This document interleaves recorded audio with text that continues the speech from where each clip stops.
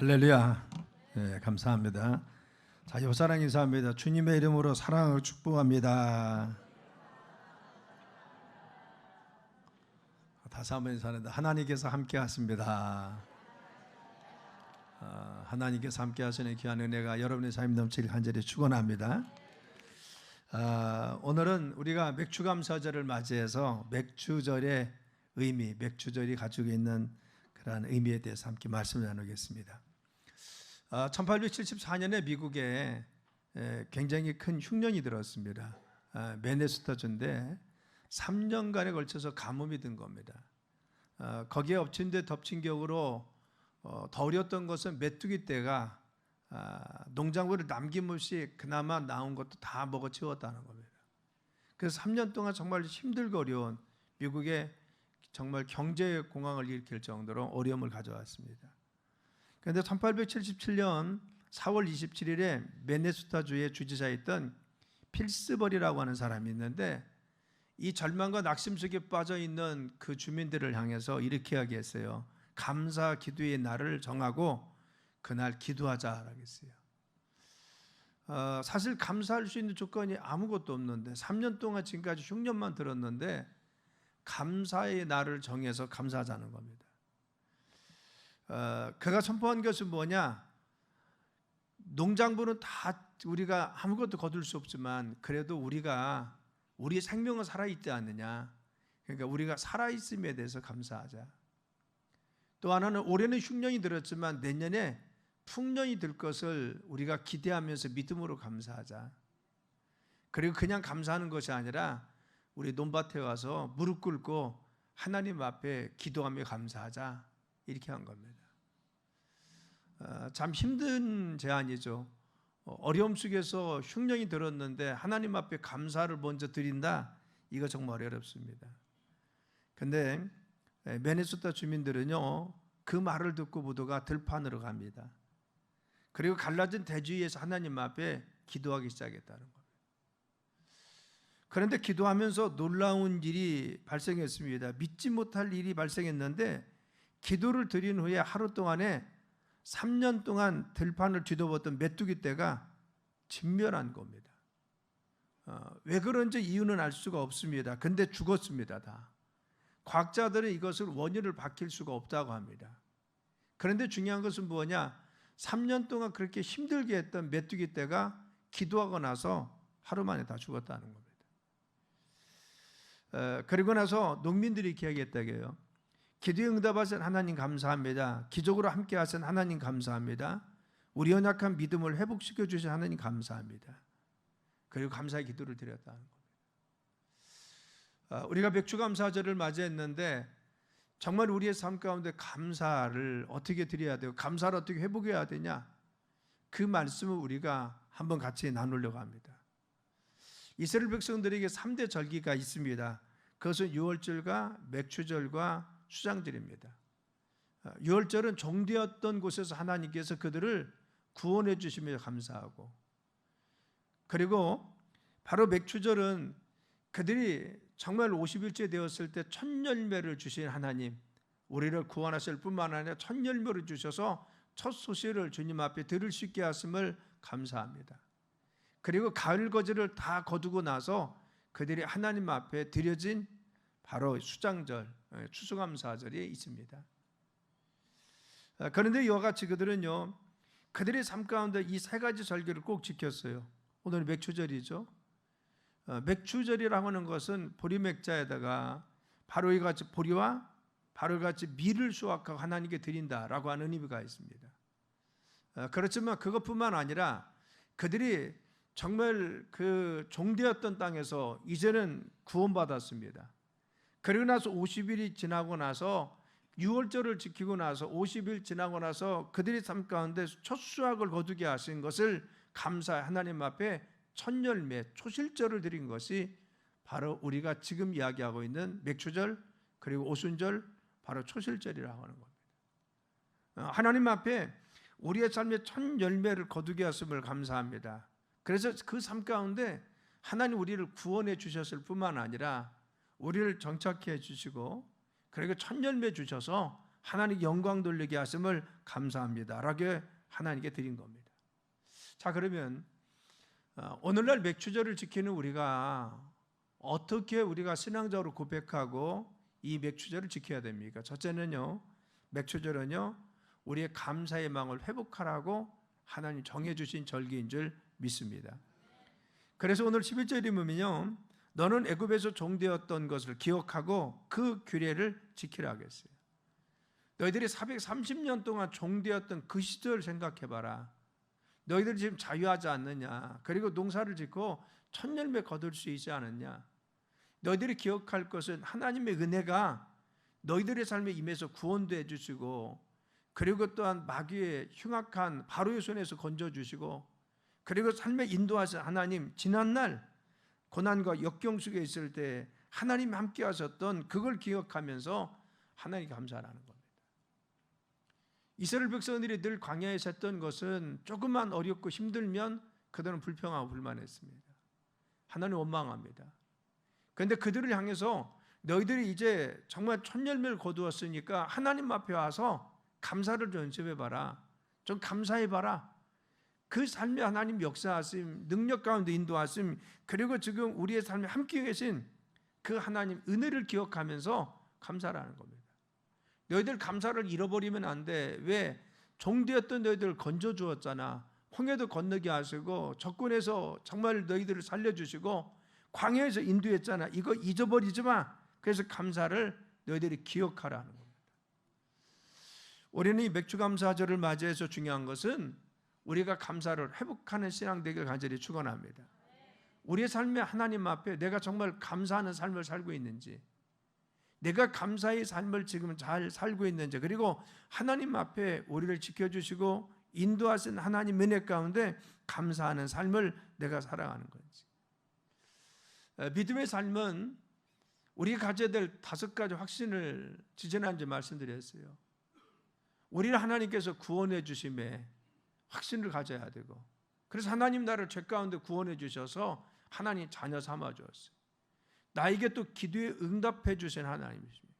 내가 기도하면 언제든지 하나님 우리의 삶에 응답해 주시고 역사하여 주십니다. 그럴 뿐만 아니라 우리의 삶을 늘 항상 승리하게 하십니다. 어떤 상황과 어려움 속에서도 승리케 해주셔서 우리의 삶을 인도하시고 축복하시고, 또 우리의 삶을 인도하셔서 형통한 삶을 인도하여 주시는 것입니다. 우리는 우리의 삶에 늘 순간순간마다 감사하는 삶을 사는지 내가 돌이켜봐야 된다. 그렇죠. 맥주절을 맞이해서 너희 믿음의 사람들아, 너희들이 감사의 삶을 살고 있는지, 너희 가정에서나 너희들의 삶에서 너희 감사를 고백하며 믿음으로 살고 있느냐 점검하라는 겁니다. 어느 아버지가 아들이 말을 타고 숲속길을 갔습니다. 그런데 아버지와 아들이요, 바로 아들은 아버지를 찾으러 가는 길이었고, 그리고 아버지는 아들을 찾으러 가는 길이었어요.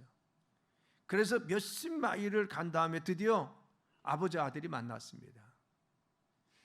먼저 반갑게 만나서 부둥켜 안고, 그리고 반갑게 아들이 이야기했어요. 아버지, 내가 아버지 만나러 이 정말 수십 마일을 달려오는데 말이 2번 넘어졌습니다.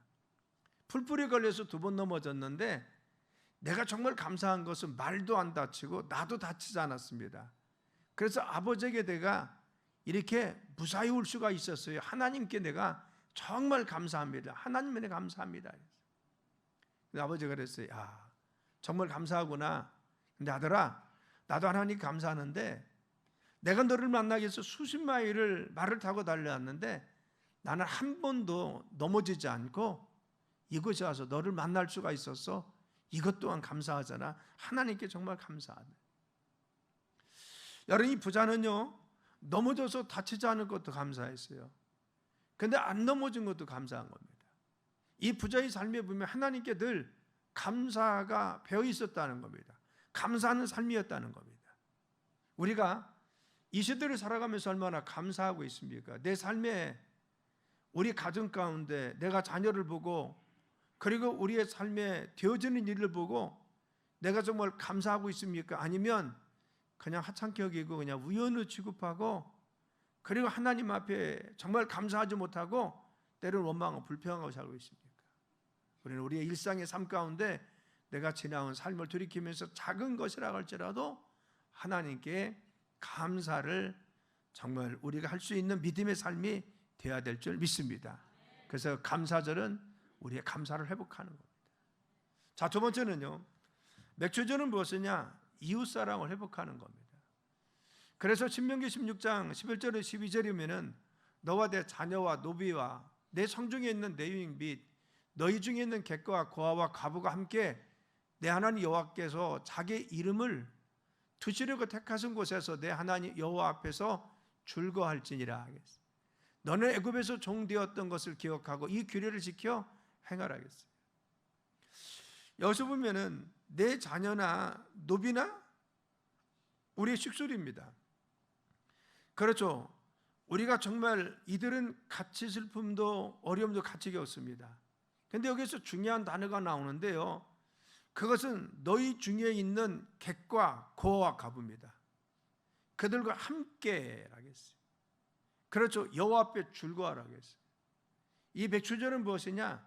너희들이 가족끼리만 즐거워하는 것이 아니라 너와 상관없는 객, 그리고 고아와 과부는 누굽니까? 그 당시에 객이나 고아나 과부는 자신의 삶의 근거가 없어서 가장 하층민, 그리고 가장 어려운 사람들이었어요. 연약한 사람입니다. 그들과 함께 즐거워하라는 겁니다. 그렇죠. 이 절기는 무엇이냐? 너희들 가정, 너희들 식술, 너희들 정말 가치 있는 사람끼리만 즐거워하는 것이 아니라 이 절기는 너와 상관없는 사람들, 그리고 소외된 사람들, 너희 이웃들, 너희들이 돌아봐야 될 사람이 누구인지 그들과 함께 하나님께 감사하고 같이 하나님을 경배하는 시간을 가지라는 겁니다. 그렇죠. 우리는 맥주절은요, 단절히 절기를 지키는 것으로 그치는 것이 아니라 우리는 이 맥주절을 맞이해서 내가 누구를 더 기억해야 되나, 내가 누구를 위해서 더 기도해야 되나, 내가 지금 생각해야 될, 마음속에 품고 내가 있어야 될 사람이 누군지를 우리가 더 깊이 생각하는 시간들을 가져야 된다. 그렇죠. 하나님 관계도 굉장히 중요한 겁니다. 우리 신앙의 하나님 관계가 바로 서야 되죠. 그런데 맥주절을 통해서 하나님 요구하는 것은 너희 교우관계, 이웃관계 속에서 네가 한번 깊이 한번 생각해 보라는 겁니다. 네 주변에 정신적으로나 육체적으로나 물질적으로나 영적으로나 어려운 사람 없는지, 네가 기도해야 될 사람 없는지, 네가 가서 격려하고 위로해야 될 사람은 누구인지, 그런 사람이 없는지 한번 기억해 보라는 거예요. 너는 네 가정 속에서 네 식구들과 함께, 너희 가족과 함께는 격려하고 위로하고 잘 살아갑니다. 우리 속회에서도 서로 위로하고 격려하고 가까운 사람끼리는 잘합니다. 그런데 혹시 너희가 지금 놓친 것이 없느냐? 너희 속회원 중에서도 네 주변에 있는 교우들 사이에서도 혹시 어려운 사람이 없는지, 실망과 낙심 속에 힘들어하는 사람이 없는지 그들을 기억하라는 겁니다. 고아나 객이나 과부를 기억하라. 이게 뭐예요? 너와 관계없는 사람, 네가 지금 신경 쓰지 않은 사람들을 네가 격려하고 도울 일이 있는지 한번 좀 돌이켜보라는 겁니다. 또 이것을 확대하면 뭐예요? 아직도 복음 모르는 사람이 있습니다.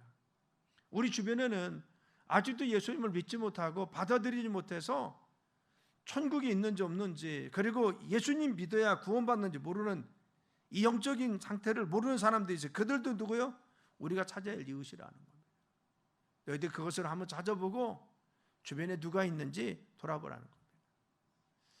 자, 여러분, 우리는 맥주절을 맞이해서 단지 내가 어울렸던 사람들끼리만 편하고 좋습니다. 그렇죠. 내가 있는 그러한 테두리 안에서 안정감이 있습니다. 그러나 주님은 우리에게 요구하시고 푸시하시는 건 뭐예요? 너희들 주변에 네가 더 좀 넓혀야 될 영역이 있느냐? 네가 좀 확대해서 마음의 문 열어봐. 그리고 네가 확대해서 기도의 영역도 좀 넓혀봐. 네가 확대해서 더 그들을 격려하고 위로하고 네가 세워줄 사람이 있어. 너로 인해서 그들이 세워지길 원해. 네가 더 그 소리를 세워야 돼. 그런 사람도 없습니까? 사람의 우리는 이걸 돌아봐야 돼.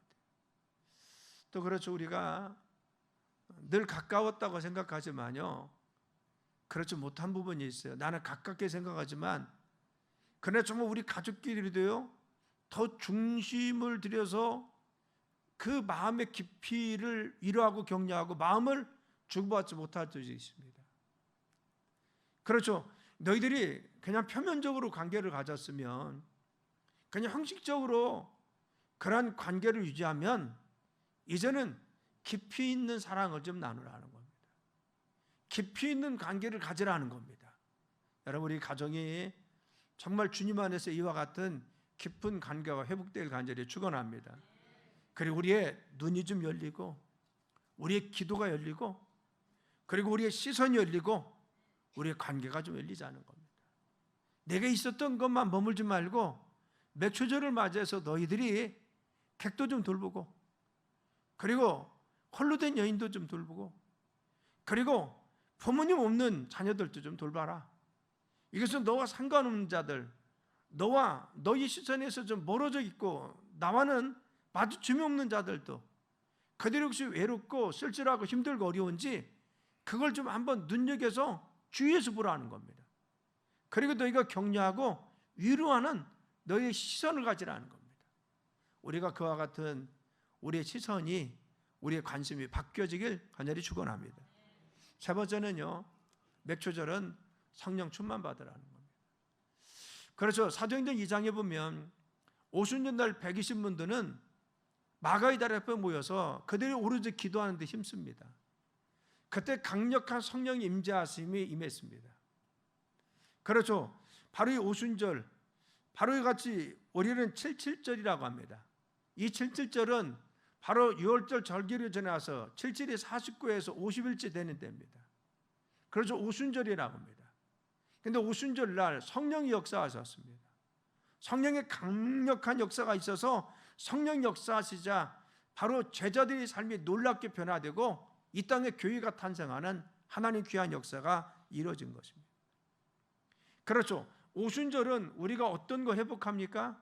날 구원하신 주님을 체험한 우리들은 성령의 충만함 받아서 우리의 삶 가운데 능력 있는 삶을 살아가야 될 줄 믿습니다. 그래서 오순절을 바로 같이 우리 맥주절에 우리의 성령 충만함을 사모해야 됩니다. 한국교회가 위기라고 합니다. 아니, 세계교회가 다 위기 같지만 특별히 한국교회 위기를 이야기합니다. 그런데 여러분, 유럽교회나 미국교회나 한국교회가 왜 위기입니까? 성령 역사하심이 바로 우리의 삶에 소멸돼서 그런 거예요.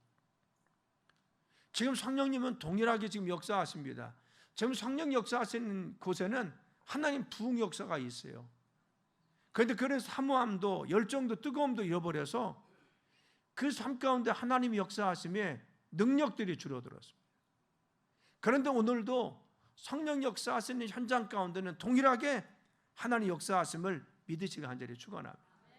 그래서 데살로니가 1장 3절에 보면요, 너희의 믿음의 역사와 사랑의 수고와 우리 주 예수 그리스도에 대한 소망의 인내를 우리 하나님 아버지 앞에서 끊임없이 기억하미니 라고 했어요. 그래서 믿음에는 뭐가 나타나야 돼요? 역사가 일어나야 돼요. 우리가 정말 믿는 자라고 하면은 우리가 정말 하나님 말씀을 믿고 기도하고 그 말씀 가운데 순종하며 정말 살아가는 삶을 살면 하나님 역사하심이 나타나야 될 줄 믿습니다. 그래서 악한 영도 달아나고 어둠도 떠나가고 질병도 고침받고, 그렇죠. 우리의 삶 가운데 주님 역사하심이 놀라운 능력들이 나타나는 것이 당연합니다. 요즘 코로나 이후에 우리가 공동체 성경 읽기를 열심히 하고 있습니다. 그리고 월삭기도에도 좀 열심히 해보자. 나와서 열심히 합니다. 많이는 안 나와도 나와서 그래도 최선을 다해서 하려는 사람들이 있어요. 월삭기도에 꼭 좀 나옵시다. 나와요, 좀 나와. 그래서 한 달에 한 번은 새벽 예배 나와서 기도해야지. 월삭기도에. 그리고 우리는 저녁 예배는요, 한결같이 그냥 기도하다 끝납니다. 기도는 마칩니다. 또 금요 성령 집회를 지난달에 했어요. 근데 놀라운 사실들은요, 하나님의 역사하심이 이제는 점점 우리에게 나타나기 시작한다는 거예요. 성령 역사하심. 중요한 것은 무엇입니까? 우리의 삶의 코로나 기간에 잃어버렸던 바로 성령의 역사하심의 능력들을 다시 회복하는 것이 중요한 것이죠. 우리의 믿음이 회복되고 우리의 심령이 회복되고 우리 영적으로 회복이 되면 영혼이 잘된 것 같이 범사에 잘되고 강건한 것 같이 우리의 삶에 승리할 줄 믿습니다. 성령 충만함 회복하라는 거예요. 너희들이 성령 충만을 위해서 사모하고 성령 충만을 위해서 기도하라는 겁니다. 말씀 가운데 있고 기도하면서 있고 영적인 믿음 생활 그리고 기도 생활, 은혜 생활 그리고 또한 예배 생활에 충실해서 성령의 충만을 회복하라. 이것이 무엇입니까? 맥추절입니다. 우리가 정말 회복의 은혜를 정말 사모한다면 이와 같은 성령의 충만하신 은혜를 회복하길 간절히 축원합니다. 그래서 능력도 권능도 회복되는 귀한 역사가 우리의 삶에 있어야 됩니다. 네 번째는 무엇입니까? 그래서 우리의 헌신과 신앙이 온전히 회복되어야 됩니다. 오늘 10절에 보면요, 내 하나님 여호와 앞에 7절을 지키되 내 하나님 여호와께서 내게 복을 주신 대로 내 힘을 헤아려 자원하는 예물을 드리라 하겠어요. 맥추절에 너희들은 어떻게 했어요? 힘을 다해서 하나님의 예물을 구분해 드리라는 겁니다. 또 17절이면 너희 가운데 모든 남자는 1년에 3번 그 무교절과 7.7절과 초막절에 내 하나님 여호와께서 택하신 곳에서 여호와를 배웁되 성전이죠. 빈손으로 여호와를 배웁지 말고 각 사람이 내 하나님 여호와께서 주신 복을 따라 내 힘대로 드릴지니라. 우리가 이 두 말씀을 보면요, 중요한 것은 힘대로라고 했어요. 여기서 힘대로 드리라는 것은 무엇입니까? 그렇죠. 내 힘이 닿는 대로입니다. 내 능력의 범위 안에서. 그렇죠. 네가 정말 드릴 수 있는 최선을 드려보라는 겁니다. 하나님께 너희가 은혜를 받았으면, 하나님께서 너희들의 삶을 지켜주면 하면, 하나님께서 여기까지 인도하심을 고백한다 하면은 하나님 앞에 너희들이 힘을 다해서 하나님께 드리라는 겁니다. 그런데 자원하는 예물을 드리라라고 또 있죠. 내가 힘을 다해서 드리되 바로 자원해서 드리라 하겠어요. 그렇죠. 자원해서 드리라. 여기서 자원해서 드리는 것은 무엇입니까? 억지로나 인색하게 드리지 말라는 겁니다.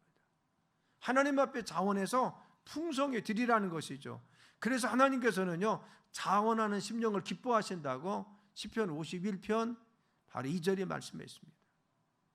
맥추절은 하나님 은혜에 감사해서 우리가 하나님께 드려지는 헌신과 믿음이 우리가 회복되길 간절히 축원합니다. 내가 정말 인색하고 하나님 앞에 정말 계산하고 하나님 앞에 우리가 정말 하나님 앞에 인색한 삶이 아니라 하나님께 감사하며 우리가 마음껏 드리고 하나님 은혜에 감사하고 보답하는 믿음의 삶이 될 때 하나님께서 그들의 삶을 축복해 주십니다. 미국의 가나안 가정에서 태어났던, 그래서 무수한 고난 가운데도 백화점 왕이라고 불렸던, 그래 나중에 재무장관도 되고 미국의 10대 재벌로 들어갑니다. 그리고 YMCA라고 하는 단체 알죠? YMCA를 창설자가 누구냐? 존 워너메이커입니다. 그렇죠. 존 워너메이커. 그가요, 나중에 $100만 예배당, 그 당시 굉장히 큰 예배당을 자신이 지어서 하나님께 바칩니다. 그리고 봉헌하는 날 울면서 이와 같이 고백했던 것이 있습니다. 내가 주일학교 다니던 어린 시절 아이들이 줄을 서서 감사 예물을 바치는데 나는 집이 너무 가난해서 나는 빈손으로 온 것이 너무 괴로워 주일학기 끝나고 오후에 벽돌 굽는 아버지에게 찾아가서 그 이야기를 하면서 벽돌이라도 한 수레 달라고 해서 그것을 가지고 목사님께 찾아갔습니다. 그 당시에 목사님 짐 버드 목사님은 내게 손을 얹고 축복 기도를 해 주셨습니다. 얼마나 하나님께 드리고 싶었는데 나는 가난해서 드리지 못했다는 겁니다. 그래서 집에 가서 벽돌 굽는 아버지가 그 일을 했는데 아버지에게 벽돌을 한 니어카 달라고 해서 그것이 싫어서 목사님이 갖다 줬대요. 목사님이 그걸 썼는지 화단에 놨는지 모르죠. 근데 자신은 드릴 게 그거밖에 없었던 겁니다. 그거라도. 그런데 뭐라 했느냐? 그때 고백이 그겁니다. 짐 버드 목사님이 내게 손을 얹고 축복기도 했는데 그 후 30년이 지난 오늘 나는 하나님 축복으로 단독으로 100만 달러의 예배당을 짓게 되니 그 큰 은혜를 말로 다 할 수가 없습니다. 라고 하면 울면서 고백하고 이야기했다는 겁니다. 그의 삶에 하나님 앞에 드리고 싶은 것, 드리고 싶은 마음이 있었지만 그러나 드릴 것이 없었습니다. 그래서 자신의 삶에 무엇을 드릴까? 교회에 필요한지 안 필요한지 몰라지만 그러나 아버지가 가서 빈술에 벽돌을 싣고 갔는데 그 기도대로 하나님은 30년 후에 하나님 앞에 성전을 지어서 바칠 수 있도록 인도하더라고요. 최영덕이라고 하는 사람이 있어요. 찬미예수라는 찬양집을 만들어서 공급한 사람인데요. 이분이 간증하면서 이런 이야기 했습니다. 한 번은 찬양 집회를 갔는데 모든 사람이 막 박수를 쳐가면서 열심히 하루에 같이 정말 찬양을 하고 있는데 한 청년이 자기 한 손으로 자기 뺨을 자꾸 때리면서 찬양을 하더라는 겁니다. 그래서 너무 이상했대요. 왜 저 사람은 박수를 안 치고 자기 뺨을 열심히 치고 있는지. 그런데 조금 더 은혜가 되니까 더 세게 때리더라는 겁니다. 그래서 찬양 집회 다 마치고 나서 궁금해서 그 청년에게 갔어요. 그래서 그 청년 모습이 너무 이상했겠죠. 찾아가서요. 그리고 청년을 바로 만나는 순간 그 청년이 왜 그렇게 찬양했는지 알 수가 있었다는 겁니다. 왜 그러냐? 그 청년은요, 한쪽 팔이 없는 겁니다. 한쪽 팔만 가지고 있어요. 그래서 정말 자기는 어떻게 찬양할까? 자기 가슴을 칠 수도 있는데 자기는 하나님 앞에 찬양을 드리는데 어떻게 할까? 그건 자기 뺨을 때려가면서 하나님 앞에 박수를 친 겁니다. 찬양을 한 거. 그렇죠.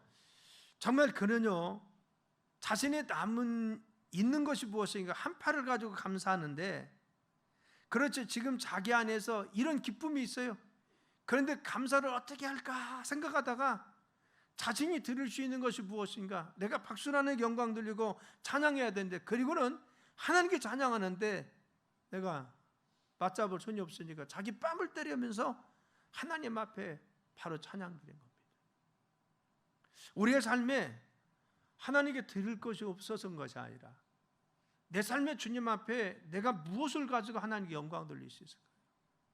우리의 삶에 모든 것이 다 갖추어져서 하나님께 찬양하고 박수하는 것이 아니잖아요. 때로는 모자라도 부족해도, 그리고 남들 볼 때는 보잘것없고 웃을 줄 모르지만, 그러나 우리는 정말 하나님 앞에 우리의 중심을 담아서, 우리 주님이 우리의 중심으로 아시기 때문에 다른 사람이 어떻게 생각하는지 그건 중요한 것이 아닙니다. 내 중심에 하나님께 최선을 다해서 우리가 주님 앞에 정성을 다하는 마음, 이걸 주님 받으시고 우리 가운데 함께하여 주시는 것입니다. 우리의 헌신이나 우리의 봉사나 우리의 물질의 드림이나, 그렇지, 맥주절을 맞이해서 하나님은 우리가 우리의 중심을 담아 드리는 거, 중심을 담아 헌신하는 거, 중심을 담아서 주님 앞에 감사하는 삶, 하나님은 우리를 받아주셔서 영광 중에 삼아주심을 믿으시길 간절히 축원합니다. 맥주절입니다.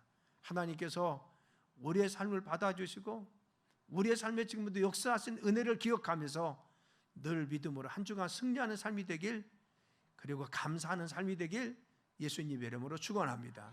기도합니다. 하나님, 저희들의 삶에 늘 하나님 감사하게 도와주시고 늘 하나님의 은혜를 기억하게 도와주시고 하나님 은혜 가운데 가는 삶이 되어 승리하게 도와주옵소서. 주님을 기쁘시게 하는 저희들 되도록 내 주님 축복하여 주옵소서. 예수님의 이름으로 간절히 기도드렸사옵나이다. 아멘.